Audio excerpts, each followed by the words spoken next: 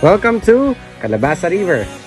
Dito sa Barangay Calabasa, Cabaldo Nueva Ecija, matatagpuan ang isang ilog na puno ng kwento, buhay at natural na ganda. Ang Calabasa River ay kilala sa malinis nitong tubig at magandang kapaligiran. Parang musika ng kalikasan, simple lang pero rap. Matuturing itong yaman ng mga lokal dito.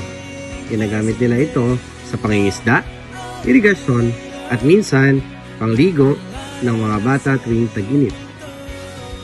Napalilibutan ito ng luntiang kagubatan at naglalakihang kabundukan.